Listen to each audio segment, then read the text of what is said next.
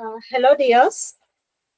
B.Ed കോഴ്സിലെ knowledge and curriculum എന്ന പേപ്പറിലെ നോളജ് ആൻഡ് നോവിങ് എന്ന ഫസ്റ്റ് യൂണിറ്റ് ആണ് നമ്മൾ ഇന്നിവിടെ പഠിക്കാൻ പോകുന്നത്. So if you have the book please read out it. Okay, book നിവർത്തി വയ്ക്കാം. നമുക്ക് PPT-യിലൂടെ നോക്കാം. So introduction to knowledge and knowing. നമുക്ക് എല്ലാവർക്കും അറിയുന്ന ടേംസ് ആണ് നോളജ്, നോവിങ്, അല്ലെ? അറിവ്, അറിയുക എന്നൊക്കെ പറഞ്ഞു കഴിഞ്ഞാൽ it's A term which is very common and എല്ലാവർക്കും അറിയുന്ന ഒരു സംഭവമാണ്. എന്നാലും ഇതിനെ നമ്മൾ ഡീപ്പായിട്ട് എങ്ങനെയാണ് പഠിക്കുന്നത്, അല്ലെങ്കിൽ ഡീപ്പായിട്ട് നമ്മൾ കുറെ കാര്യങ്ങൾ ഇന്റർസെക്ട് ചെയ്ത് നോക്കുമ്പോൾ, അല്ലെങ്കിൽ അതിനെ വളരെയധികം ഡിവൈഡ് ചെയ്തിട്ടൊക്കെ നോക്കുമ്പോൾ അത് വളരെയധികം കുറെ ഡീപ്പായിട്ടുള്ള കുറെ കാര്യങ്ങളാണ് ഇവിടെ പറയാൻ പോകുന്നത്. Knowledge is the awareness and understanding of facts, information and skills. Knowledge എന്ന് പറഞ്ഞു കഴിഞ്ഞാൽ അണ്ടർസ്റ്റാൻഡിങ് ഓഫ് ഫാക്ട്സ്, അല്ലെ? നമുക്കറിയാം ഒരു കാര്യത്തെ പറ്റിയുള്ള നമ്മുടെ അണ്ടർസ്റ്റാൻഡിങ്, അല്ലെ? മനസ്സിലാക്കലാണ്, അല്ലെങ്കിൽ ചിലപ്പോൾ വല്ല ഇൻഫർമേഷൻ മനസ്സിലാക്കലാണ്, അല്ലെങ്കിൽ ഏതെങ്കിലും ഒരു സ്കില്ല് മനസ്സിലാക്കലും നോളജ് ആണ്. അപ്പം എനിക്ക് സൈക്കിൾ ഓടിക്കാൻ അറിയാം, it's a knowledge. Okay, it is acquired through experience, education and reasoning. ഇനി എങ്ങനെയാണ് ഈ നോളജ് നമുക്ക് കിട്ടുന്നത്? ഇറ്റ്സ് അക്വയർഡ് ത്രൂ എക്സ്പീരിയൻസിലൂടെ, എഡ്യൂക്കേഷനിലൂടെ, അതുപോലെ തന്നെ റീസണിങ്ങിലൂടെ. ഇതിലൂടെയൊക്കെ നമുക്ക് ഈ നോളജ് കരസ്ഥമാക്കാം. Okay, knowing. ഇനി നോവിങ് എന്താണ്? Knowing is the process of gaining knowledge and being aware of information. Knowing, അറിയുക. നമ്മൾ മലയാളത്തിൽ പറയുകയാണെങ്കിൽ നോവിങ് പറഞ്ഞു കഴിഞ്ഞാൽ അറിയുക എന്നുള്ളത് തന്നെയാണ്. അപ്പം ഗെയിനിങ് നോളജ്, അല്ലെ? നോളജ് ഗെയിൻ ചെയ്യുക, അല്ലെങ്കിൽ നോളജ് ഉണ്ടാക്കിയെടുക്കുക. അതുപോലെ തന്നെ ഇൻഫർമേഷൻ, ഇൻഫർമേഷൻ എന്ന് പറഞ്ഞാൽ അറിവ്, അതിനെ പറ്റിയിട്ട് ബോധവാന്മാരായിരിക്കുക. ഇതൊക്കെയാണ് നോവിങ് എന്ന് പറയുന്നത്. That is knowing is the process of gaining knowledge. Gaining knowledge ആണ് എന്ത് നോവിങ് എന്ന് പറഞ്ഞു കഴിഞ്ഞാൽ. അതുപോലെ തന്നെ being aware of information. Okay, both the knowledge and the knowing help individuals make informed decisions. ഈ നോളജും നോവിങ് ഒക്കെ എന്തിനാണ്? അതായത് ഫോർ ഡിസിഷൻ മേക്കിംഗ് പർപ്പസസ്. അതുപോലെ തന്നെ നമ്മൾക്ക് എങ്ങനെയാണ് ഒരു കാര്യം അവിടെ ഉണ്ടെന്ന് മനസ്സിലാക്കുക, അല്ലെങ്കിൽ എങ്ങനെയാണ് ഒരു സംഭവം നമ്മൾ മനസ്സിലാക്കുന്നത് എന്നുള്ളത് നമ്മുടെ നോളജിനെയും നോവിങ്ങിനെയും ആശ്രയിച്ചിരിക്കും. Meaning of knowledge. So what is the meaning of knowledge? Knowledge refers to information and understanding gained through learning or experience. Knowledge എന്ന് പറഞ്ഞു കഴിഞ്ഞാൽ ഒരു ഇൻഫർമേഷൻ ആണ്, and understanding gained through learning or experience. Okay, നമ്മൾ മനസ്സിലാക്കുക ഒരു കാര്യം നമ്മൾ എക്സ്പീരിയൻസിലൂടെയോ പഠനത്തിലൂടെയോ മനസ്സിലാക്കുന്നതാണ് എന്ത്? ആ ഒരു അറിവ്, അല്ലെങ്കിൽ ആ ഒരു ഇൻഫർമേഷനാണ് നമ്മൾ നോളജ് എന്ന് പറയുന്നത്. It can be theoretical. Okay, theoretical knowledge is also there and practical or skill or application knowledge is also there. അപ്പൊ അതെന്താന്ന് പറയാം? Theoretical knowledge means conceptual understanding. നമുക്കൊരു കാര്യത്തെ പറ്റിയിട്ട് കൂടുതലായിട്ട് അറിയാം, അല്ലെങ്കിൽ എന്താണ് നമുക്കൊരു എങ്ങനെയാണ് അത് കുക്ക് ചെയ്യുക, ദാറ്റ് ഇസ് ദ കോൺസെപ്റ്റ്, അല്ലെ? അപ്പൊ ഒരു ഡിഷ് ബിരിയാണി ഉണ്ടാക്കുന്നത് എങ്ങനെയാണെന്നുള്ളതിന്റെ ഒരു conceptual knowledge will be there, അല്ലെ? അതിങ്ങനെ നമ്മൾ അണ്ടർസ്റ്റാൻഡിങ് ആണ്. അത് പ്രവർത്തിക്കുമ്പോഴാണ് അത് skill or application or practical level of knowledge ആയിട്ട് മാറുന്നത്. It helps in problem solving and making informed choices.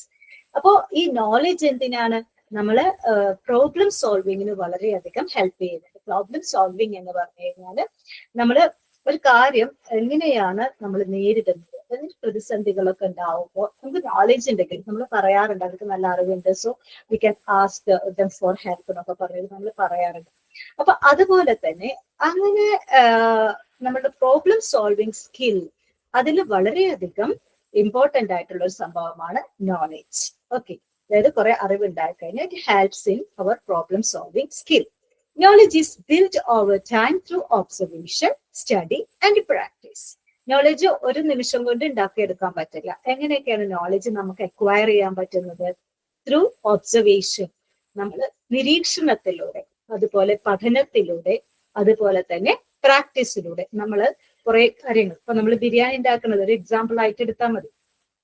അതിങ്ങനെ ആദ്യം ഉണ്ടാക്കുമ്പോൾ ചിലപ്പോൾ പാളിപ്പോവും, ത്രൂ പ്രാക്ടീസ് അല്ലെ. നമ്മൾ ആദ്യം അത് ആരുടെങ്കിലും ചെയ്യുന്നത് കണ്ടുപഠിക്കും, പിന്നെ അത് നമ്മൾ കുറച്ചും കൂടെ കൂടുതലായിട്ട് പഠിക്കും, നമ്മൾ അത് ചെയ്യുമ്പോൾ ചിലപ്പോൾ അത് പാടിപ്പോകും, പിന്നെ പ്രാക്ടീസിലൂടെ we will become experts. That is knowledge. Definition of knowledge. നോളജിന്റെ ഡെഫിനിഷൻസ് ആണ് പറയുന്നത്. പ്ലേറ്റോ, അതായത് നിങ്ങൾ കേട്ടിട്ടുണ്ടോ അറിയില്ല, പ്ലേറ്റോ കേട്ടിട്ടുണ്ടാവും അല്ലെ. അതായത് he is A great philosopher, Greek philosopher. അപ്പൊ എന്ത് കാര്യങ്ങളും ആദ്യം നമ്മൾ പറയുമ്പോൾ ഡെഫിനിഷൻ ഒക്കെ പറയുമ്പോൾ ആദ്യം തന്നെ പ്ലേറ്റോ, അരിസ്റ്റോട്ടിൽ, സോക്രട്ടീസ് ഈ പേരുകളൊക്കെയാണ് നമ്മൾ കേൾക്കുന്നത്. അപ്പൊ അതുപോലെ തന്നെ that is they are very great Greek philosophers. Okay, അപ്പൊ പ്ലേറ്റോയുടെ അഭിപ്രായത്തിൽ what is knowledge? Okay, he defined knowledge as justified true belief, meaning it must be true and supported by evidence. So justified true belief, അല്ലെ, നമ്മൾ ന്യായീകരിക്കുന്ന അല്ലെങ്കിൽ നമുക്ക് തോന്നണം അത് ശരിയാണ് ഉള്ള ട്രൂ ബിലീഫ്, ശരിയായ വിശ്വാസങ്ങളാണ് നോളജ് എന്ന് പറഞ്ഞു കഴിഞ്ഞാൽ. Meaning it must be true and supported by evidence. ഒരു നോളജ് എപ്പോഴും ട്രൂ ആയിരിക്കണം, സത്യമായിരിക്കണം, ആൻഡ് സപ്പോർട്ടഡ് ബൈ എവിഡൻസ് അല്ലെ. അതായത് എവിഡൻസ് പറഞ്ഞു വെച്ചാൽ തെളിവുകൾ സഹിതം അത് ശരിയായിരിക്കണം. ഓക്കെ, ബിരിയാണി ഇങ്ങനെയാണ് ഉണ്ടാക്കുന്നത്, നമ്മൾ കോൺസെപ്ച്വൽ നോളജ് മാത്രം പോരാ, തെളിവ് സഹിതം ഓർ എക്സ്പീരിയൻസ് സഹിതം നമ്മൾ പ്രൂവ് ചെയ്യണം ഇറ്റ് ഈസ് ട്രൂ എന്നുള്ളത്. It differs from belief and opinion as it requires proof and validation. Okay, വെറും വിശ്വാസമോ അഭിപ്രായമോ അല്ല നോളജ് അല്ലെ. ഒരാള് പറയുന്നത് എന്റെ അഭിപ്രായത്തിൽ ഇതാണ് ശരി എന്ന് പറഞ്ഞു വെച്ചാൽ it may not be the knowledge of that thing അല്ലെ. അപ്പൊ അത് നോളജ് ആവില്ല. അപ്പൊ എങ്ങനെയാണ് അത് ഒരു തെളിയിക്കപ്പെടണം? അതുപോലെ തന്നെ ഒപ്പീനിയനോ ബിലീഫോ ഒന്നും ആവാൻ പാടില്ല. അതുപോലെ തന്നെ അതിന് വാലിഡേഷൻ അല്ലെ, വാലിഡ് ആവണം.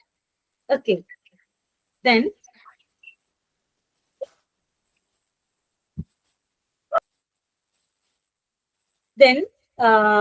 it differs from belief and opinion as it requires proof and validation.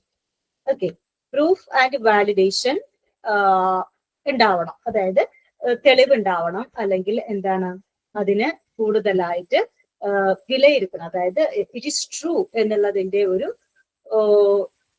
It's true എന്നുള്ളത് മറ്റുള്ളവർക്ക് തോന്നണം. Different scholars and disciplines define knowledge based on their perspectives. അല്ലെ, അപ്പൊ എന്താണ് പല സ്കോളേഴ്സും അതുപോലെ തന്നെ പല എന്താ പറയാ വിചക്ഷകന്മാരും, വിദ്യാഭ്യാസ വിചക്ഷകന്മാരും ഒക്കെ പല രീതിയിലാണ് നോളജിനെ ഡിഫൈൻ ചെയ്തത്. നമ്മൾ ആദ്യം പറഞ്ഞത് പ്ലേറ്റോന്റെ ഡെഫിനിഷൻ ആണ്. What was that? It is justified true belief, that is it should be true and supported by evidence. So this is the definition which is made by Plato, the Greek philosopher. Then knowledge plays crucial role in science, philosophy and daily decision making. നമുക്കറിയാം knowledge വളരെ important ആണ്. എന്തിനൊക്കെ? In role in science അല്ലെ. സയൻസിലൊക്കെ അറിവ് എന്ന് പറഞ്ഞു കഴിഞ്ഞാൽ സയൻസിന്റെ കാര്യത്തിലൊക്കെ വളരെ ഇമ്പോർട്ടന്റ് ആണ്. അവിടെ ആളുകളുടെ ഒപ്പീനിയൻസോ അല്ലെങ്കിൽ അഭിപ്രായങ്ങൾക്കോ ഒന്നും ഒരു വിലയില്ല. Knowledge is very important in the scientific field. Then philosophy. Philosophy is also supported by knowledge and daily decision making. നമുക്കറിയാം, നമ്മൾ ചില ആളുകളുടെ അടുത്ത് പറയും ഇങ്ങനെയിപ്പോ പഠിച്ച ആളുകളാണ് എന്നുണ്ടെങ്കിൽ അവർക്ക് നോളജ് ഉണ്ട് എന്നൊക്കെയാണ് നമ്മുടെ വിശ്വാസം. അതുകൊണ്ട് തന്നെ നമ്മൾ ഇങ്ങനെ പറയാം അവരൊക്കെ അറിവുള്ള ആൾക്കാരാണ്, നമ്മളെന്തെങ്കിലും അഭിപ്രായം എടുക്കുന്നതിന്റെ മുമ്പ് ലെറ്റ്സ് ആസ്ക് അല്ലെ, അവരോട് ചോദിക്കാം എന്നൊക്കെ പറയും. അപ്പൊ അതുപോലെ തന്നെ നോളജ് എന്ന് പറഞ്ഞു കഴിഞ്ഞാൽ ഇറ്റ്സ് വെരി ഇമ്പോർട്ടന്റ്.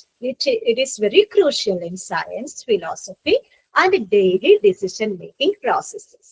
വെറും സയൻസിലോ ഫിലോസഫിയിലോ മാത്രമല്ല, ഡെയിലി ഡിസിഷൻ മേക്കിംഗ് പ്രോസസ്സിലും നോളജ് വളരെയധികം ഇമ്പോർട്ടന്റ് ആണ്. Levels of knowledge. ഓക്കെ, ഇപ്പൊ എന്തൊക്കെയാണ് നോളജിന്റെ ലെവലുകൾ അല്ലെ? പല തരത്തിലുള്ള നോളജുകളുണ്ട്. ഏതൊക്കെയാണ്? First one is data. നിങ്ങൾ കേട്ടിട്ടുണ്ടാവും ഡേറ്റ ഇൻഫർമേഷൻ എന്നൊക്കെ പറഞ്ഞിട്ട് അല്ലെ. അപ്പൊ ഡേറ്റ പറഞ്ഞു കഴിഞ്ഞാൽ എന്താണ്? It is raw unprocessed facts without context. നമുക്ക് കിട്ടുന്ന ഒരു റോ പറഞ്ഞ അസംസ്കൃതമായിട്ടുള്ള, അതായത് പറഞ്ഞു കഴിഞ്ഞാൽ ജസ്റ്റ് ഒരു ഇൻഫർമേഷൻ ആയിരിക്കാം അല്ലെ.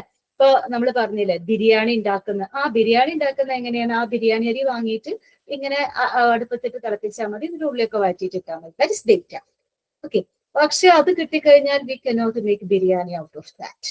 ഓക്കെ, ദെൻ ഇൻഫർമേഷൻ കുറച്ചും കൂടെ ഹയർ ലെവലാണ്. It is structured data that it conveys meaning.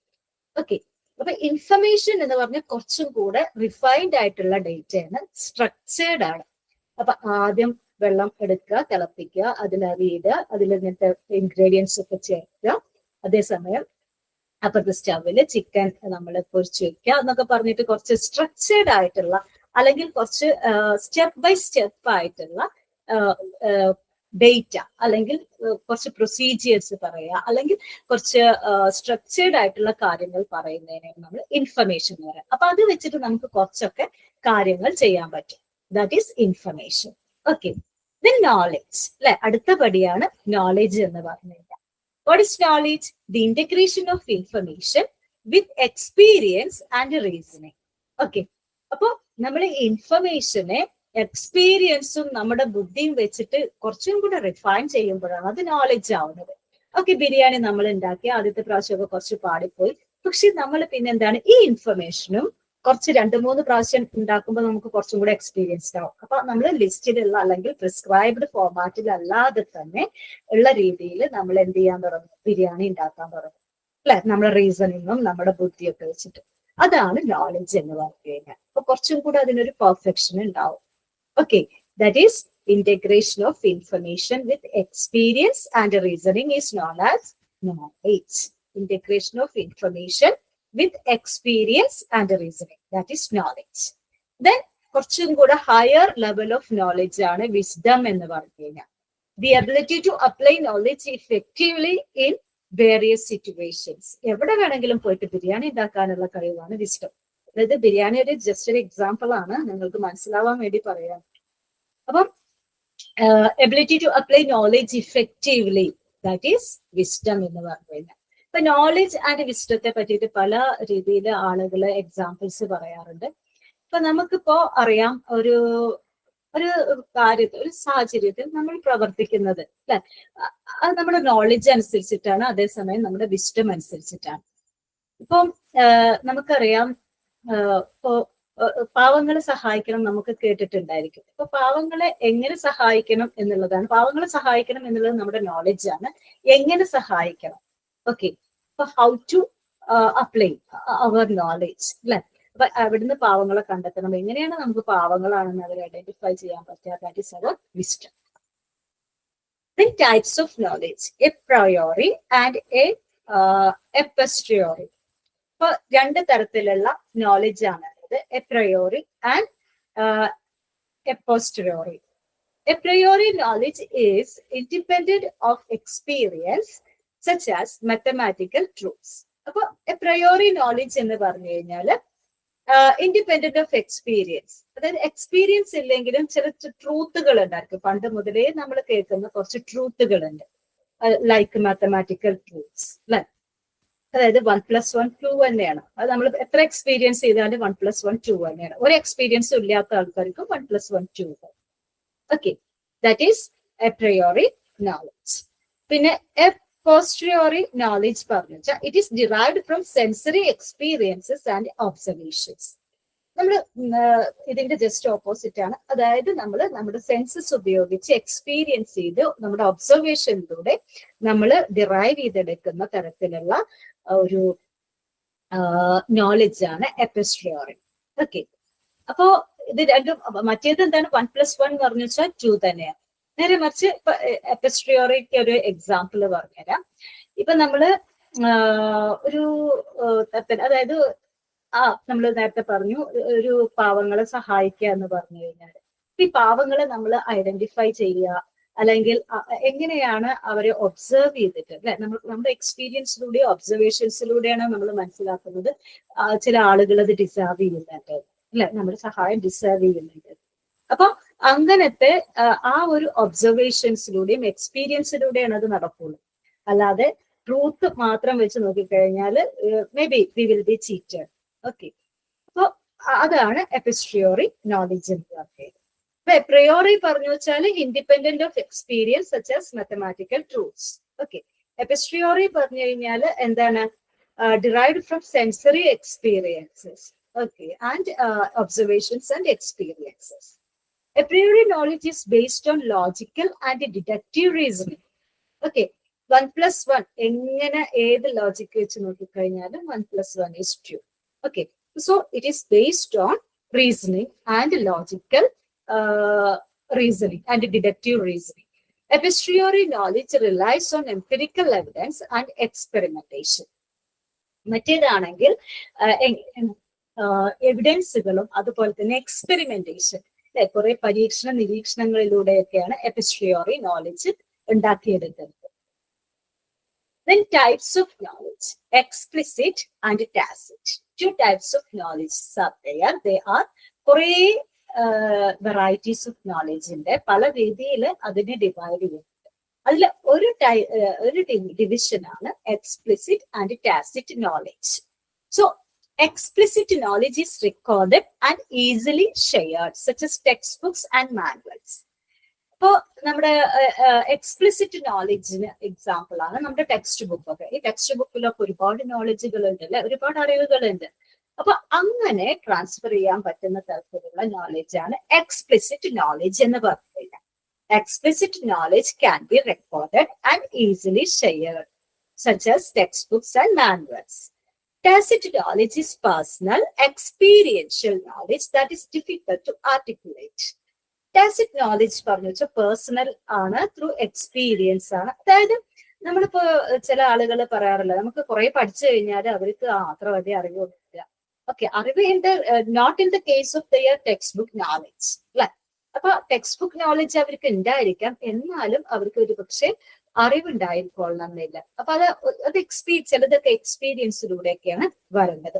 ഇപ്പൊ ചില ആളുകൾ പറയുന്നേക്കാം, ഫസ്റ്റ് റാങ്ക് ഒക്കെ കിട്ടിയ ആളുകൾക്ക് നല്ല എന്താണ്, they have explicit knowledge, abundant explicit knowledge will be there for rank holders. പക്ഷെ അവർക്ക് അത് പഠിപ്പിക്കാൻ അല്ലെങ്കിൽ അത് മറ്റുള്ളവർക്ക് പറഞ്ഞു കൊടുക്കാനായിട്ടുള്ള ഒരു ടാസിറ്റ് നോളജ് ചിലപ്പോൾ ഉണ്ടായിരിക്കണമെന്നില്ല. പക്ഷെ അവർ കുറച്ചു കാലം അതുപോലെ ടീച്ചറൊക്കെ ആയിട്ട് വർക്ക് ചെയ്യുകയാണെങ്കിൽ through there experience they can attain this tacit knowledge. അതൊരിക്കലും നമുക്ക് ടെക്സ്റ്റ് ബുക്കിലൂടെ ടീച്ച് ചെയ്യാൻ പറ്റില്ല. ഓക്കെ, അത് എക്സ്പീരിയൻസിലൂടെ മാത്രമാണ് അക്വയർ ചെയ്യാൻ പറ്റുന്നത്. Explicit knowledge can B documented in written or digital formats അല്ലെ. ഇപ്പൊ നമ്മൾ ടെക്സ്റ്റ് ബുക്കുകളിലൂടെ പറഞ്ഞു, അതുപോലെ തന്നെ അതൊക്കെ നമുക്ക് എന്താണ് റിട്ടൺ ആയിട്ടും ഡിജിറ്റൽ ഫോർമാറ്റ്സിലൂടെയും പല രീതിയിൽ നമുക്കത് സേവ് ചെയ്ത് വെക്കാൻ പറ്റും, ഡോക്യുമെന്റ് ചെയ്ത് വെക്കാൻ പറ്റും. ഡോക്യുമെന്റ് ചെയ്ത് വെക്കുക എന്ന് പറഞ്ഞാൽ രേഖകളായി സൂക്ഷിക്കാൻ പറ്റും. But tacit knowledge is gained through hands on experience and intuition. അതായത് ടാസിറ്റ് നോളജ് ഒരിക്കലും ഇങ്ങനത്തെ ഒരു ഡോക്യുമെന്റേഷനിലൂടെ നമുക്ക് സ്പ്രെഡ് ചെയ്യാൻ പറ്റില്ല, അല്ലെങ്കിൽ ഗെയിൻ ചെയ്യാൻ പറ്റില്ല. അത് നമ്മുടെ എക്സ്പീരിയൻസിലൂടെ മാത്രമേ പറ്റൂ. ഇപ്പൊ സൈക്കിൾ ചവിട്ടാൻ പഠിക്കുക എന്ന് പറഞ്ഞു കഴിഞ്ഞാൽ എങ്ങനെയാണ് ചവിട്ടേണ്ടത് എന്നുള്ളതിന്റെ ഒരു മാനുവൽ, അല്ലെങ്കിൽ എങ്ങനെയാണ് അത് യൂസ് ചെയ്യേണ്ടത് എന്നുള്ളതിന്റെ ഒരു സ്റ്റെപ്പ് ബൈ സ്റ്റെപ്പ് ആയിട്ടുള്ള ഒരു ഡിസ്ക്രിപ്ഷൻ ഉണ്ട് ചിലപ്പോൾ. That is explicit knowledge. അത് എത്ര പഠിച്ചു പോയി കഴിഞ്ഞാലും ഒരാൾക്ക് സൈക്കിൾ ചവിട്ടാൻ പറ്റും. Okay, that is tacit knowledge. Through experience, he or she should have to attain this tacit knowledge. Okay. Then types of knowledge. Another types of knowledge are propositional and procedural knowledge. Okay. Propositional knowledge or declarative refers to factual knowledge such as historical dates. Propositional knowledge പറഞ്ഞിട്ട് declarative, അതായത് സ്ഥായി ആയിട്ടുണ്ട്, അല്ലെങ്കിൽ അതിന് നമുക്ക് ഒരിക്കലും മാറ്റം വരുത്താൻ പറ്റില്ല. അത് it is declared. Okay, fact ആണ്. ഒരു എന്താ പറയാ, ഫാക്ട് എന്ന് പറഞ്ഞു വെച്ചാൽ എന്താണ്, സംഭവിച്ചതാണ്. ഓക്കെ, ഹിസ്റ്ററിക്കൽ ഡേറ്റ്സ് അല്ല, 1947 നമുക്ക് സ്വാതന്ത്ര്യം കിട്ടി, നമുക്ക് മാറ്റാൻ പറ്റുമത്? We cannot change it. നമുക്ക് കുറെ എക്സ്പീരിയൻസ് ഉണ്ടായി എന്ന് വിചാരിച്ചിട്ട് 1947 അല്ലാതെയാവോ നമുക്ക് സ്വാതന്ത്ര്യം കിട്ടിയത്? അങ്ങനെ ഒരിക്കലും ആവില്ല. Such types of knowledge is known as prepositional knowledge. Then procedural knowledge, that is imperative, is knowledge of how to perform a task, like riding a bicycle. നമ്മൾ നേരത്തെ പറഞ്ഞ പോലെ തന്നെ ടാസിറ്റ് നോളജ് ആണ് പ്രൊസീജിയറൽ നോളജ് അല്ലെ. അപ്പൊ എങ്ങനെയാണ് ഒരു ടാസ്ക് പെർഫോം ചെയ്യുന്നത്? നമ്മൾ ബിരിയാണി ഉണ്ടാക്കുക, സൈക്കിൾ ചവിട്ടുക, അല്ലെങ്കിൽ എന്താണ് പറയാ, സ്വിമ്മിങ് അല്ലെ. ഇതൊന്നും നമുക്ക് ഡേറ്റ അനുസരിച്ചിട്ട് നമുക്ക് ചെയ്യാൻ പറ്റില്ല. അതൊക്കെ എക്സ്പീരിയൻസ് വേണം. പെർഫോം ചെയ്യാനായിട്ടാണ് നമ്മൾ പഠിക്കേണ്ടത്. Such types of knowledges are known as procedural knowledge. Then prepositional knowledge is theoretical and based on statement or facts. അപ്പൊ നമുക്കറിയാം പ്രൊപ്പോസിഷണൽ നോളജ് തിയററ്റിക്കൽ അതുപോലെ ഫാക്ടും സ്റ്റേറ്റ്മെന്റ്സും ഒക്കെ അനുസരിച്ചിട്ടാണ് പ്രൊപ്പോസിഷണൽ നോളജ് ഉള്ളത്. That is declarative and it is declared or it is true. Then procedural knowledge is practical and involves step-by-step execution of skills. അല്ലെ, അതായത് cycle ചവിട്ടാൻ നമ്മൾ കുറെ തിയറി ഒക്കെ പഠിച്ചു അല്ലെ. എല്ലാ പ്രൊപ്പോസിഷണൽ നോളജും നമുക്ക് ഉണ്ടായി. എങ്ങനെയാണ് അതിന്റെ മുകളിൽ കയറിയിരിക്കുക, എന്നിട്ട് നമ്മൾ പെഡലിൽ ചവിട്ടുക, എന്നിട്ട് നമ്മൾ മുന്നോട്ട് നോക്കുക, നേരെ പോവുക. Okay, this is the propositional knowledge regarding cycle riding. ഇത് വെച്ചിട്ട് നമുക്ക് സൈക്കിൾ ചവിട്ടാൻ പറ്റുമോ? ഓക്കെ, എവിടെയെങ്കിലും പോയി വീഴുണ്ടാവും.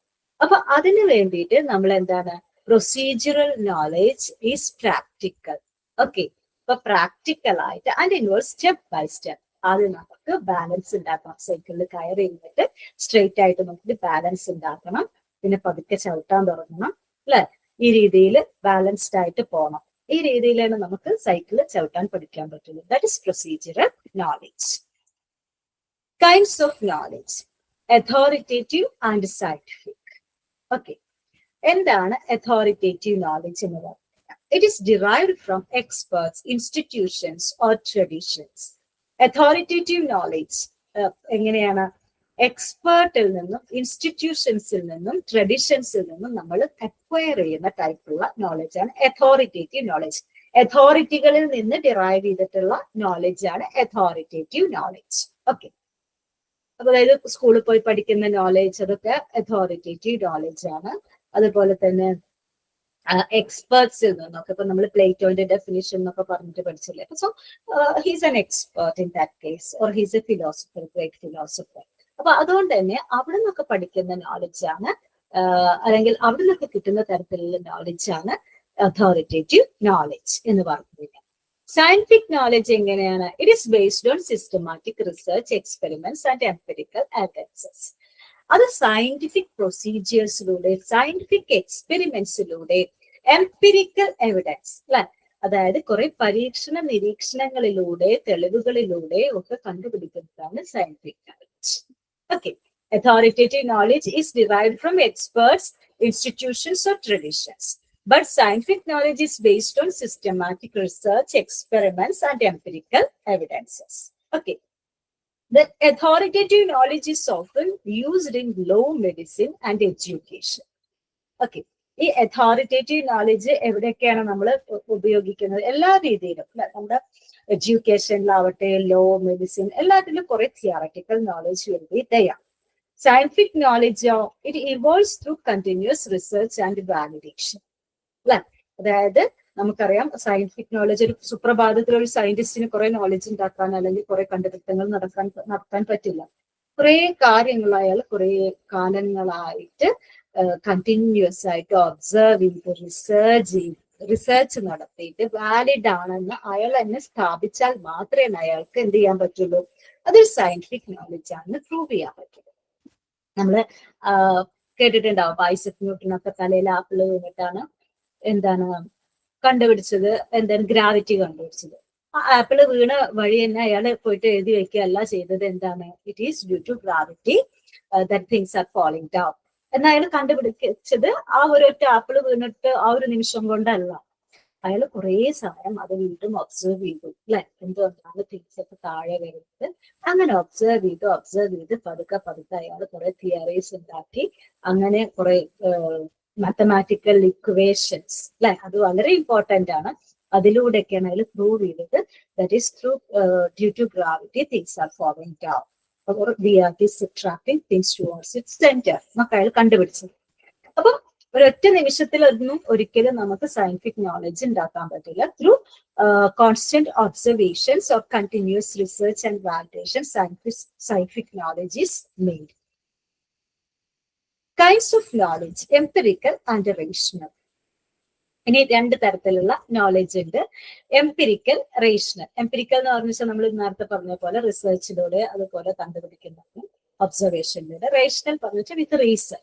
Okay, empirical knowledge is based on observation, experience and experimentation.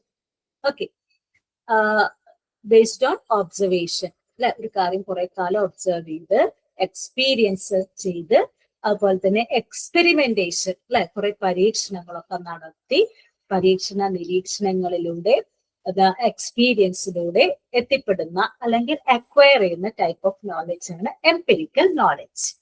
But നറേഷണൽ knowledge എന്ന് പറഞ്ഞാൽ എന്താണ്? It is derived from logical reasoning and critical thinking.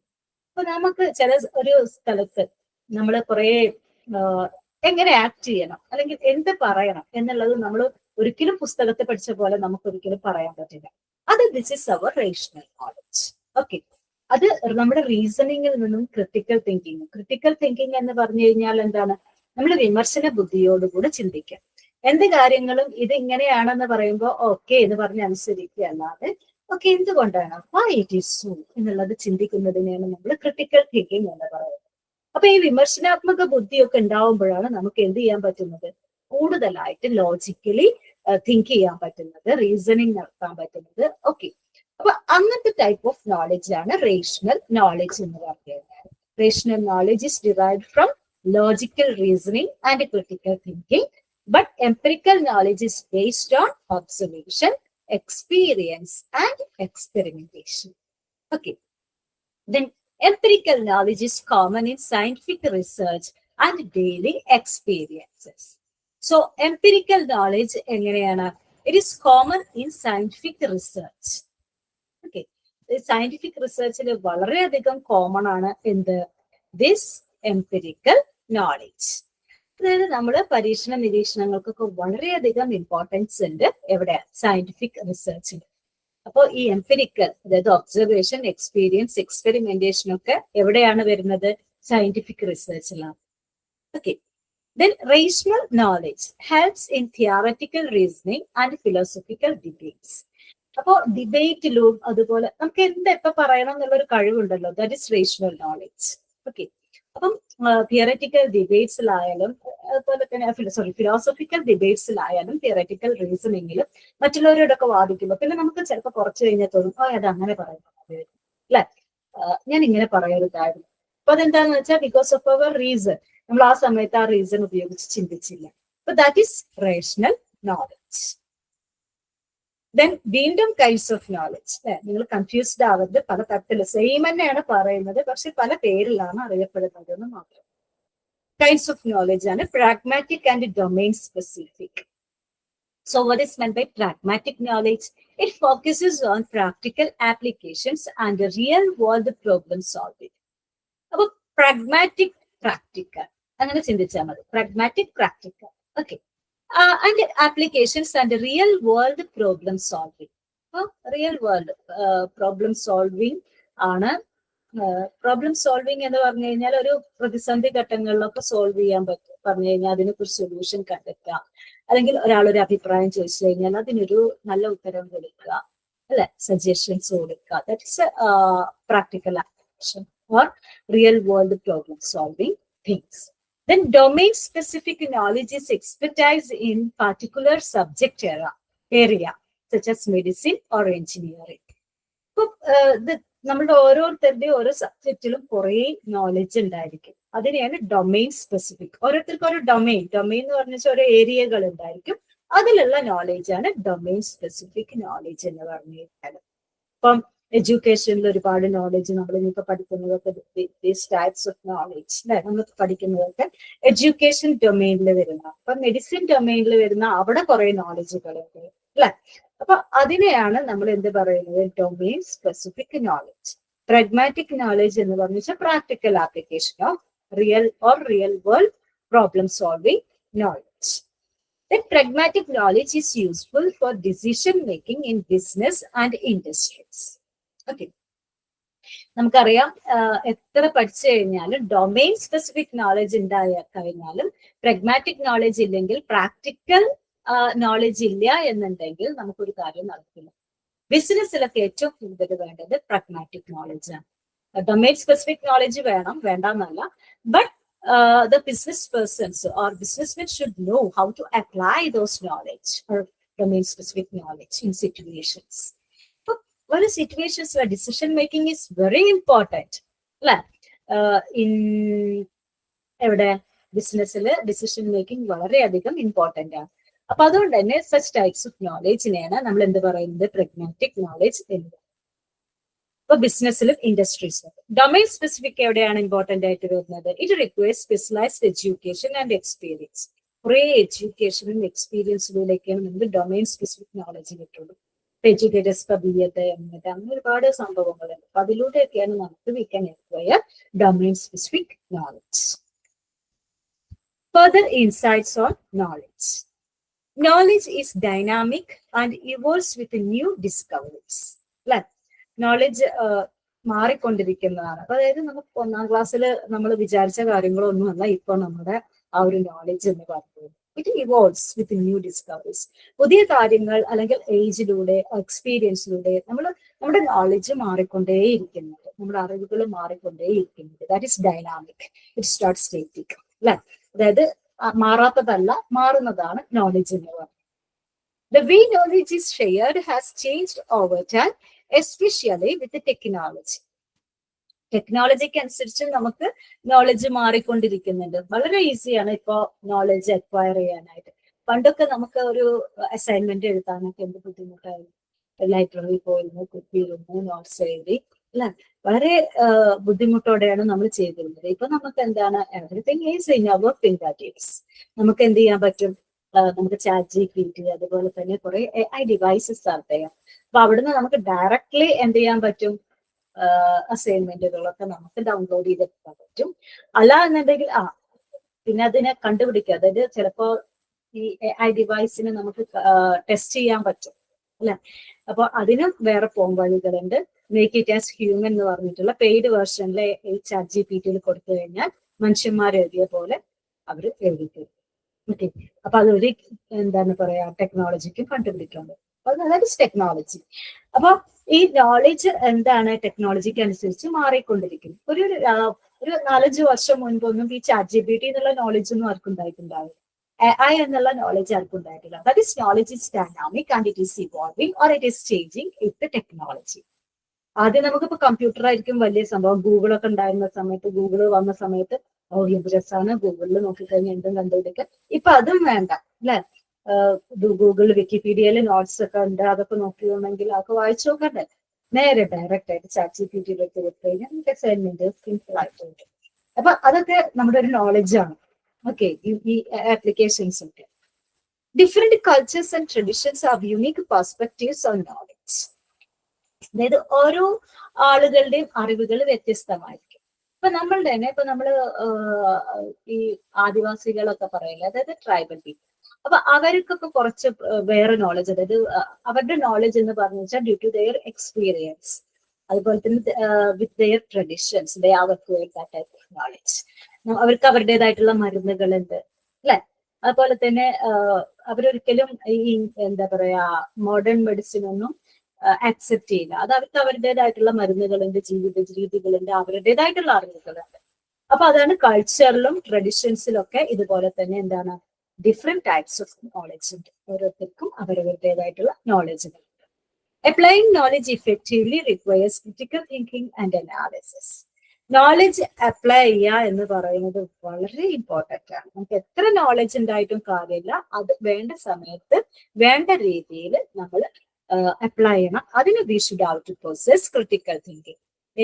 ആരെങ്കിലും എന്തെങ്കിലും പറഞ്ഞു കഴിഞ്ഞാൽ ഓക്കെ ഇത് ശരിയാണ്, ആയിക്കോട്ടെ ഇത് ശരിയാണ് എന്ന് പറഞ്ഞിട്ട് നമ്മളത് ആക്സെപ്റ്റ് ചെയ്യാതെ വൈ ഇറ്റ് ഈസ് ട്രൂ എന്നുള്ളത് നമ്മൾ സ്വയം ചിന്തിച്ചു നോക്കണം.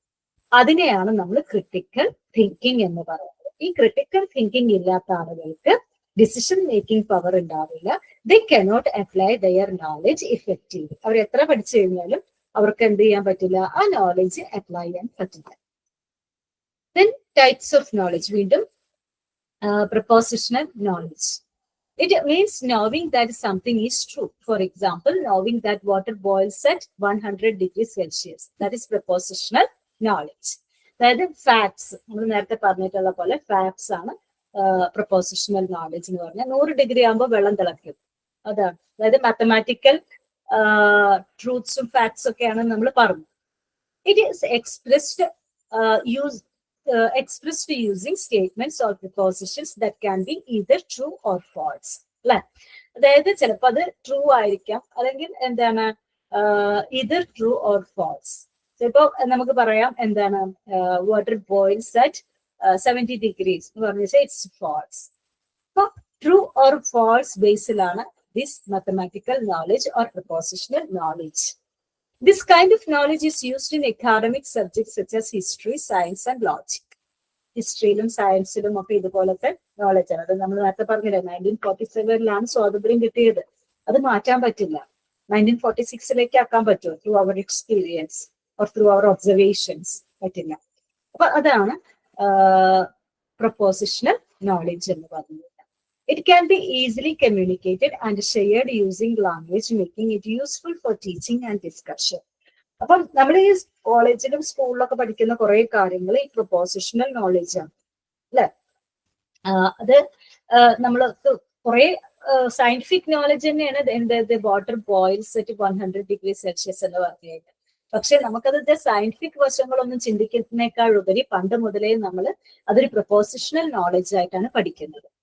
ഓക്കെ, നമ്മള് കുറെ പരീക്ഷണ നിരീക്ഷണങ്ങളിലൂടെ അല്ല, അതായത് തെർമോമീറ്റർ വെച്ചിട്ടാണോ നമ്മൾ പഠിക്കുന്നത് water boils at 100 degrees Celsius എന്നുള്ളത്. ശരിക്കും അങ്ങനെയാണ് പഠിക്കേണ്ടത് ത്രൂ സയന്റിഫിക് നോളജ്. പക്ഷെ എന്താണ്, ചില കാര്യങ്ങൾ അങ്ങനെ ചെയ്യാൻ പറ്റില്ല. 1947 സ്വാതന്ത്ര്യം കിട്ടിയത്. അത് ഇനിയും 1947 പോയിട്ട് നമുക്ക് ശരിക്കും മനസ്സിലാക്കാൻ പറ്റില്ല. അതെന്താന്ന് വെച്ചാൽ അത് അങ്ങനെയാണ്. It is the fact. Okay, then imperative or procedural knowledge. Procedural knowledge means knowing how to do something. നമ്മൾ നേരത്തെ പറഞ്ഞത് തന്നെയാണ്, കുറച്ചും കൂടെ എക്സ്പാൻഡ് ചെയ്ത് പറയുന്നു. അതായത് പ്രൊസീജിയർ അല്ലെ, riding A bicycle or solving A maths problem, അതൊക്കെ പ്രാക്ടീസിലൂടെയാണ് നമ്മൾ ചെയ്യേണ്ടത്. It includes the steps and processes needed to perform task or complete an activity. This knowledge is often learned by doing and becomes easier with the practice and experience. അതായത് learning by doing. Maths ഒക്കെ കുറെ നമ്മൾ വായിച്ചു പഠിച്ചിട്ടൊന്നും കാര്യമില്ല, practice അല്ലെ, എഴുതി പഠിക്കണം. അപ്പൊ ലേണിംഗ് ബൈ ഡൂയിങ് ആണ് അവിടെ നടക്കുന്നത്. ഈസിയർ ആണ് പ്രാക്ടീസ്, എക്സ്പീരിയൻസ് അല്ലെ. എക്സ്പീരിയൻസിലൂടെ കുറെ പ്രോബ്ലംസ് ഒക്കെ ചെയ്ത് കഴിഞ്ഞാൽ നമുക്ക് എക്സ്പീരിയൻസ്ഡ് ആവും and maths will be very easy for us. അതുപോലെ തന്നെ സൈക്ലിംഗ്, സ്വിമ്മിങ് അല്ലെ. Through practice and experience, that knowledge will be so easy and we can acquire that type of knowledge. Okay. Then, unlike factual knowledge, procedural knowledge is harder to explain in words, but it is very useful in real life. Okay. So, factual knowledge ന്റെ പോലെയല്ല. Procedure knowledge എങ്ങനെയാണ്? Harder to explain. അതായത് ഇപ്പൊ cycle ചവിട്ടുക എന്ന് പറഞ്ഞു കഴിഞ്ഞാൽ അത് പഠിപ്പിക്കുമ്പോൾ, അതായത് വെള്ളം 100 ഡിഗ്രി ആകുമ്പോൾ തിളയ്ക്കും എന്നുള്ളത് പ്രൊപ്പോസിഷണൽ നോളജ് നമുക്ക് പറഞ്ഞ് പഠിപ്പിക്കാം. പക്ഷെ സൈക്കിൾ ചവിട്ടാൻ പഠിപ്പിക്കാൻ പറ്റും, സ്വിമ്മിങ് പഠിപ്പിക്കാൻ, തിയററ്റിക്കൽ ആയിട്ട് പഠിപ്പിക്കാൻ പറ്റും. ഓക്കെ, അപ്പൊ അത് മറ്റുള്ളവർക്ക് എക്സ്പ്ലെയിൻ ചെയ്യുക. വെള്ളത്തിലേക്ക് നിങ്ങൾ ചാടുക, കമഴ്ന്ന് കിടക്കുക, 2 കൈ കൊണ്ട് തുഴയുക, നീന്തുക, മതിയോ? ശരിയാവോ? അത് അപ്പൊ നമുക്ക് പറഞ്ഞ് പഠിപ്പിക്കാൻ വളരെ ബുദ്ധിമുട്ടാണ് procedural knowledge or imperative knowledge എന്ന് പറയുന്നത്. Then authoritative knowledge. നമ്മൾ നേരത്തെ പറഞ്ഞു അതോറിറ്റിയിൽ നിന്ന് കിട്ടുന്ന നോളജ് ആണ് authoritative knowledge. That is it is accepted as true അല്ലെ. നമ്മൾ കോളേജിൽ നിന്നും സ്കൂളിൽ നിന്നും ഒക്കെ കിട്ടുന്ന ഒരുപാട് അറിവുകളുണ്ട്. അപ്പൊ നമ്മൾ ട്രൂ ആണെന്ന് നമ്മൾ വിശ്വസിക്കുന്നു. കാരണം എക്സ്പേർട്സും ട്രസ്റ്റഡ് ഇൻസ്റ്റിറ്റ്യൂഷൻസ് ഒക്കെയാണ് പറയുന്നത് സോഴ്സ് എന്ന് പറയുന്നത്. നമ്മൾ പറയില്ല Oxford English dictionary, according to Oxford English dictionary the meaning of this word is so and so എന്നൊക്കെ പറഞ്ഞിട്ട് നമ്മൾ പറയാറുണ്ട്. അതായത് authority, V trust the authority. Okay, so it is accepted as true because it comes from a trusted expert or source. People often rely on teachers, doctors, or textbooks as sources for this kind of knowledge. ഇപ്പൊ കുറെ മാറിയിട്ടുണ്ട്. പക്ഷെ പണ്ടൊക്കെ ആണെന്നുണ്ടെങ്കിൽ teachers ആയിരുന്നു എന്ത്, that is the source for everything, source of knowledge അല്ലെ, source of wisdom എന്നൊക്കെ പറയുന്ന ടീച്ചേഴ്സ് ആയിരുന്നു. ഇപ്പൊ മക്കളെ ടീച്ചേഴ്സിന്റെ റോളൊക്കെ കുറെ മാറിയിട്ടുണ്ട്. ഇപ്പൊ എന്താണ് everything is there, knowledge is on their finger tips. അപ്പൊ അതുകൊണ്ട് തന്നെ നമുക്ക് ഒരിക്കലും സോഴ്സ് ഓഫ് നോളജ് ആയിട്ട് ഇങ്ങനെ നിൽക്കാൻ പറ്റില്ല. പക്ഷെ നമുക്ക് എന്ത് ചെയ്യാം, we can assist them to find out the knowledge. അറിവ് കണ്ടെത്താൻ കുട്ടികളെ സഹായിക്കുക. Teacher is only a facilitator now, not the source of knowledge അല്ലെ. അപ്പൊ എന്തായാലും ഈ പറഞ്ഞ പോലെ തന്നെ ടെക്സ്റ്റ് ബുക്കിലൊക്കെ ഉള്ള അറിവുകളെയാണ് നമ്മൾ authoritative knowledge എന്ന് പറയുന്നത്. It is useful when we do not understand or tools to check information ourselves. 100 degree സെൽഷ്യസിൽ വെള്ളം തിളയ്ക്കും എന്നുള്ളത് തെർമോമീറ്റർ ഒക്കെ വെച്ചിട്ട് കണ്ടുപിടിക്കാൻ it's very difficult and it lag ചെയ്യും. നേരെ മറിച്ച് അത് അതൊന്ന് പഠിച്ചു കഴിഞ്ഞാൽ it saves time. In schools, much of what we learn is based on authoritative knowledge from educators and researchers. അതുപോലെ തന്നെ authoritative knowledge സ്കൂളിലൊക്കെ പഠിക്കുമ്പോൾ നമ്മൾ മിക്കവാറും എഡ്യൂക്കേറ്റേഴ്സിൽ നിന്നും റിസർച്ചേഴ്സിൽ നിന്നുമുള്ള authoritative knowledge ആണ് പഠിക്കുന്നത്. അപ്പൊ അത് എക്സ്പെരിമെന്റ് ചെയ്തിട്ട് ചെയ്യാനുള്ള സ്കോപ്പ് ഒന്നും ചിലപ്പോൾ സ്കൂളിൽ ഉണ്ടായിക്കൊള്ളുന്നില്ല. ഇപ്പൊ പിന്നെ എന്റെ പണ്ടത്തെ കാലത്തൊക്കെ ആയിരുന്നെങ്കിൽ സയൻസ് ഒക്കെ തന്നെ നമ്മൾ അത് ഇങ്ങനെയാണ് ഉള്ളത് അങ്ങനെ പഠിക്കുകയായിരുന്നു. അപ്പോൾ that is authoritative knowledge. That is knowledge from institutions or experts from the authority is known as authoritative knowledge.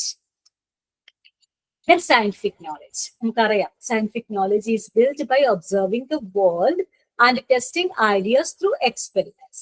കുറെ പരീക്ഷണ നിരീക്ഷണങ്ങളിലൂടെയാണ് scientific knowledge കണ്ടെത്തുന്നത്. It follows the scientific method which includes making predictions and checking them through evidences. അല്ലെ? അപ്പം scientific മെത്തേഡിലൂടെ ഒരു scientific മെത്തേഡിലൂടെ പോയാലാണ് ആ ഒരു knowledge കണ്ടെത്താൻ സയന്റിസ്റ്റിന് പറ്റുള്ളൂ. അല്ലാതെ സയന്റിസ്റ്റ് കുറെ കിടന്ന് നമ്മുടെ പോലെ അവിടുന്ന് ഇവിടുന്ന് കുറച്ച് ഫാക്ട്സും ഒക്കെ എടുത്തു കഴിഞ്ഞാൽ എന്താണ് അയാൾക്ക് ആ ഒരു ട്രൂത്ത് കണ്ടുപിടിക്കാൻ പറ്റില്ല, അല്ലെങ്കിൽ ആ ഒരു നോളജ് ഉണ്ടാക്കാൻ പറ്റില്ല. കുറെ നിരീക്ഷണങ്ങളും പരീക്ഷണങ്ങളും ഒക്കെ വേണ്ടി വരും.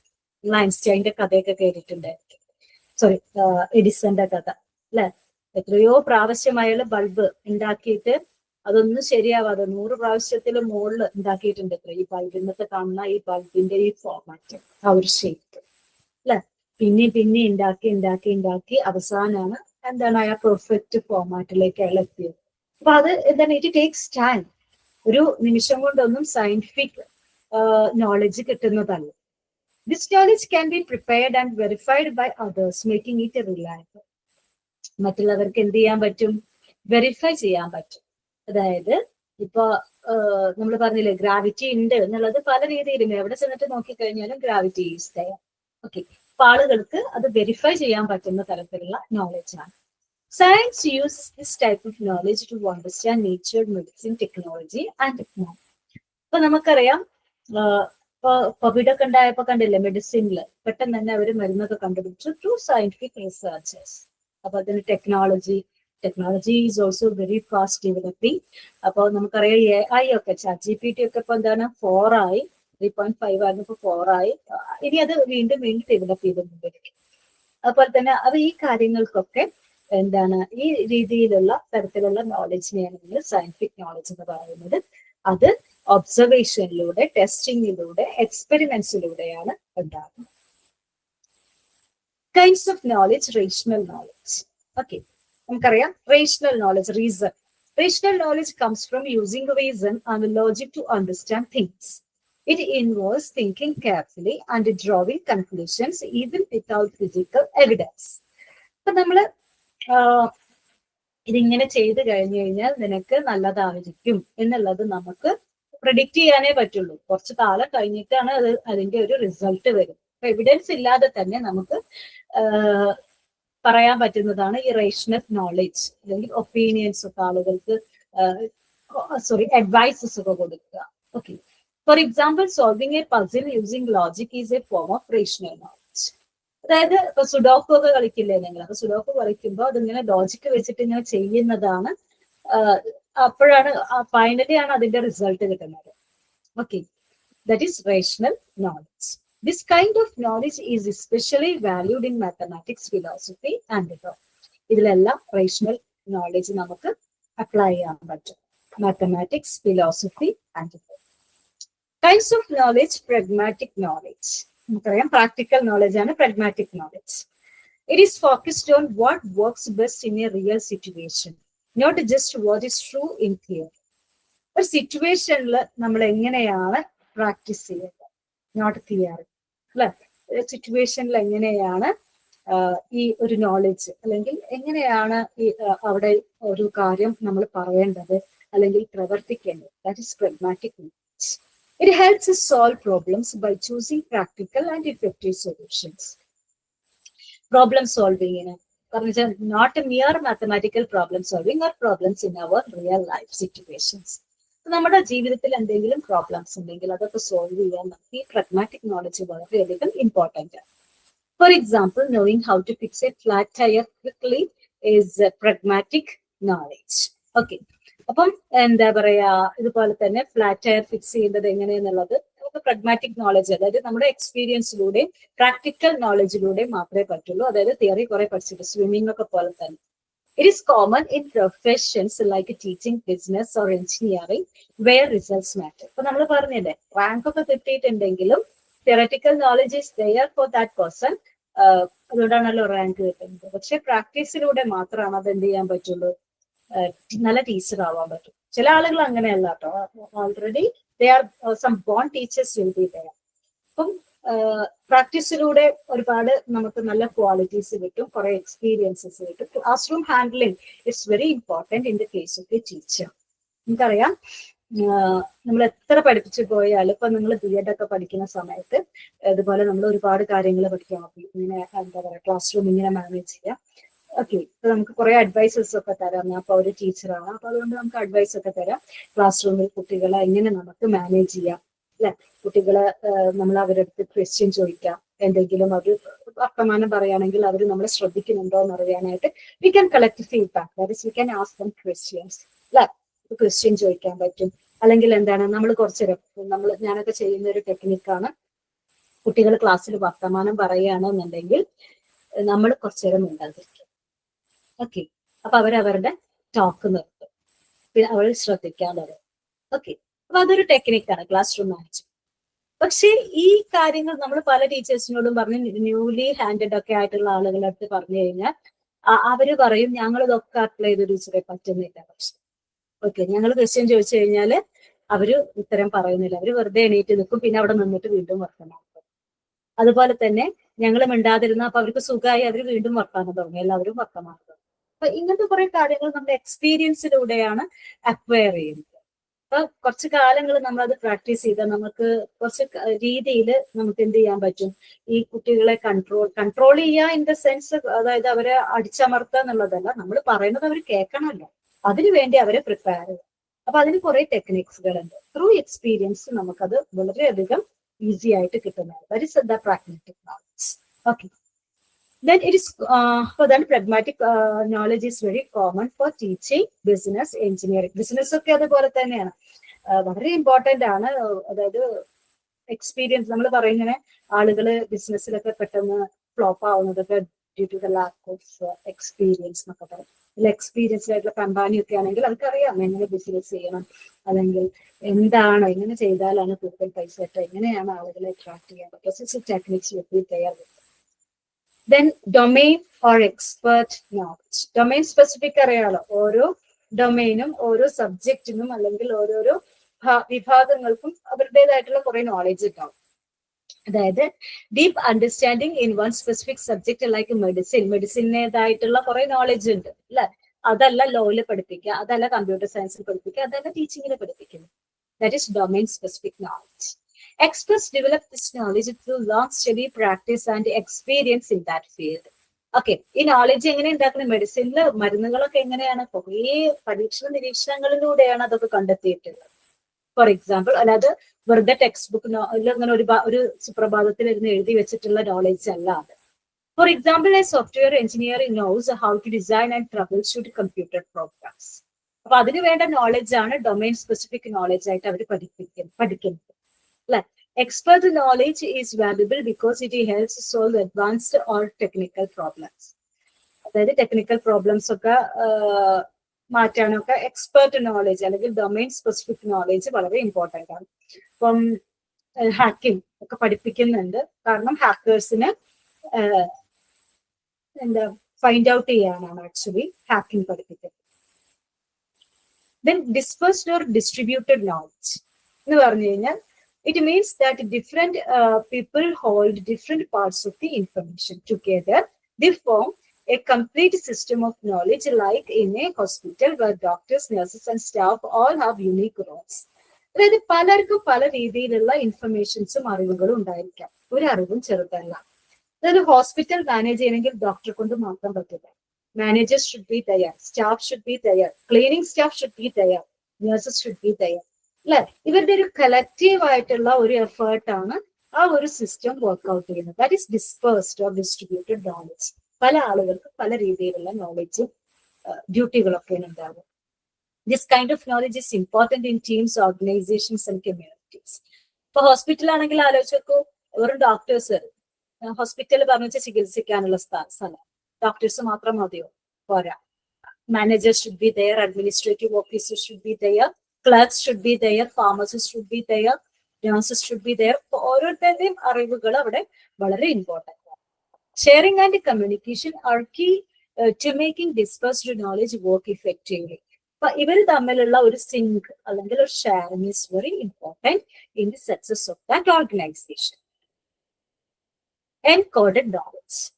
It is stored in a structured way, such as in books, software, charts or videos. അതായത് ബുക്കിലും അതുപോലെ തന്നെ സോഫ്റ്റ്വെയറിലും ചാർട്സിലും ഡോക്യുമെന്റഡ് ആയിട്ട് വെക്കുന്നതാണ് എൻകോഡഡ് നോളജ് എന്ന് പറയുന്നത്. It makes learning and transferring knowledge easier and faster. Knowledge transmission ഈസിയറും ഫാസ്റ്ററും ആക്കാനായിട്ട് ഈ എൻകോഡഡ് നോളജ്, അതായത് നമുക്ക് വീഡിയോസിലൂടെ ഇൻഫർമേഷൻ പാസ് ചെയ്യാനായിട്ട് നമുക്ക് വീഡിയോസ് യൂസ് ചെയ്യാം അല്ലെ. അപ്പൊ എൻകോഡഡ് എന്ന് പറഞ്ഞു വെച്ചാൽ ഒരു മെസ്സേജ് കിട്ടുന്നതിനാണ് നമ്മൾ എൻകോഡ് ചെയ്യാൻ ഓക്കെ കൊടുക്കുന്നതിന്. അതായത് നമ്മളിവിടെ പാസ് ചെയ്യുന്നത്. അപ്പൊ ഞാനിവിടെ ക്ലാസ് ഈ റെക്കോർഡഡ് വേർഷൻ അല്ലെങ്കിൽ ഈ ഓൺലൈൻ പ്ലാറ്റ്ഫോമിലൂടെ പറയുന്നതിനെയാണ് encoding. Okay, this is a kind of video അല്ലെങ്കിൽ എന്താണ് online knowledge or encoded knowledge. For example, recipe book encodes cooking knowledge that others can follow and learn from. അപ്പൊ നമ്മളിപ്പോ ഒരു ബുക്ക് എഴുതുകയാണെങ്കിൽ അതാണ് നമ്മുടെ എൻകോഡഡ് ലാംഗ്വേജ്. ഇപ്പൊ ഞാൻ പറഞ്ഞില്ല, ഞാനിപ്പോ ചെയ്യുന്നത് ഒരു എൻകോഡഡ് നോളജ് ആണ്. അതായത് ഈ യൂണിറ്റിനെ പറ്റിയിട്ടുള്ള ഒരു എൻകോഡഡ് ക്ലാസ് ആണ് ഇവിടെ ഉണ്ടാവുന്നത്. അത് ഈ വീഡിയോ എന്നുള്ള മീഡിയത്തിലൂടെ വന്ന് നിങ്ങള് അത് ഡീകോഡ് ചെയ്യുക, നിങ്ങളത് കേട്ട് മനസ്സിലാക്കുമ്പോഴാണ് ഡീകോഡിങ് നോളജ് ആയിട്ട് മാറുന്നത്. ഓക്കെ, സോ ഇവിടെ ചെയ്യുന്നതാണ് എൻകോഡിങ്. ഓക്കെ, ഒരാളൊരു ബുക്ക് എഴുതുകയാണെങ്കിൽ that is encoding. In the digital age, a lot of encoded knowledge is shared online through websites, databases, and learning platforms. ഒരുപാട് encoded knowledge സ്കോപ്പ് ഉണ്ട് in this digital age. Then next type of knowledge ആണ് situated knowledge. അതായത് situation അനുസരിച്ചിട്ടുള്ള knowledge. It depends upon the context or situation. What we know and how we understand something can change depending on where, when, and how we learn it. അതായത് നമ്മൾ കുറെ പഠിക്കുകയല്ല, ആ situation അനുസരിച്ച് നമുക്കത് പ്രയോഗിക്കാൻ പറ്റുന്ന തരത്തിലാവണം. അതെ, that is V should have or we should possess situational knowledge. It is shaped by our experience, culture, and environment. Obviously, കൾച്ചറും എൻവയൺമെന്റും എക്സ്പീരിയൻസും ഒക്കെ ഉണ്ടെങ്കിലാണ് ഈ സിറ്റുവേഷണൽ നോളജ് ഉണ്ടാവുക. For example, a farmer in India may know when to plant crops by watching nature, which might be different from a farmer in Canada. അല്ലേ, അതായത് കനഡയിലുള്ള കാലാവസ്ഥയല്ല ഇവിടെ. കനഡയിൽ വിത്ത് വാങ്ങുമ്പോഴല്ല ഇന്ത്യയിൽ വിത്ത് വാങ്ങുന്നത്. ത്രൂ എക്സ്പീരിയൻസ് ആണ് സിറ്റുവേഷണൽ നോളജ് ആ ഫാമറിന് ഉണ്ടാവുന്നത്. Different people may know different things based on their roles or positions. A nurse may know more about patient care, while a hospital manager understands planning and resources. നമ്മൾ പറഞ്ഞില്ല, ഒരു ഓർഗനൈസേഷനിൽ ഓരോരുത്തർക്കും ഓരോരോ duty ഉണ്ടായിരിക്കും. അപ്പോൾ നഴ്സിന് പേഷ്യന്റ് കെയർ കൂടുതലായിട്ട് അറിയുണ്ടാവും, പക്ഷെ മാനേജർക്ക് അതറിഞ്ഞോളണമെന്നില്ല. അപ്പൊ നഴ്സിന് മാനേജറുടെ ഡ്യൂട്ടി അറിഞ്ഞോളണമെന്നില്ല. ഓരോരുത്തരും അവരവരുടെ സിറ്റുവേഷൻ അനുസരിച്ചിട്ടുള്ള നോളജ് ആണ് അക്വയർ ചെയ്യുന്നത്. Then learning in A village school versus city school എന്ന് വെച്ച് കഴിഞ്ഞാൽ village students may learn about farming, while in a city they might learn about technology. Both are examples of knowledge that is shaped in the place and situation. അതായത് ഇപ്പൊ സിറ്റിയിലൊക്കെ ആണെങ്കിൽ അവർക്ക് ഒരിക്കലും നമ്മുടെ കേരളത്തിലുള്ള സിറ്റി അല്ലാട്ടോ ഉദ്ദേശിക്കുന്നത്. അപ്പൊ അവര് ഒരു പക്ഷെ നെല്ലിനെയൊക്കെ പറ്റിയിട്ട് പഠിക്കുകയാണെങ്കിൽ നെല്ല് അങ്ങനെ ഒരു സംഭവം ഉണ്ട് എന്നൊക്കെ ആയിരിക്കും പഠിക്കുന്നത്. പക്ഷെ വില്ലേജിലുള്ള ഒരാൾ നെല്ലിനെ പറ്റിയിട്ട് പഠിക്കുന്ന സമയത്ത് എന്താണ് നെൽവയലിൽ പോയിട്ട് അത് കണ്ട് അവർക്ക് പരിചയം ഉണ്ടായി. അപ്പൊ ഇതന്നെയാണ് എന്താണ് ടെക്നോളജിയുടെ കാര്യം. അപ്പൊ ഫാക്ടറിയുടെ കാര്യം പറഞ്ഞു കഴിഞ്ഞാൽ, ഇപ്പൊ ചെരുപ്പ് ഫാക്ടറി എന്നൊക്കെ പറഞ്ഞു കഴിഞ്ഞാൽ സിറ്റിയിലുള്ള സ്കൂളുകൾക്കൊക്കെ പെട്ടെന്ന് ആക്സസ് ചെയ്യാൻ പറ്റും, അവർക്ക് പോകാൻ പറ്റും, അവിടെ പോയി കാണാൻ പറ്റും. പക്ഷെ ഇവിടെയുള്ള കുട്ടികൾക്ക്, വില്ലേജിലുള്ള കുട്ടികൾക്ക് എന്നതാണ് അതിനെ പറ്റിയിട്ടുള്ള നോളജ് കേട്ടറി ഉണ്ടാകും. അപ്പൊ അവർക്ക് ആ ഒരു സിറ്റുവേഷണൽ നോളജ് അവർക്ക് അക്വയർ ചെയ്യാൻ പറ്റും. That is situational knowledge. Okay.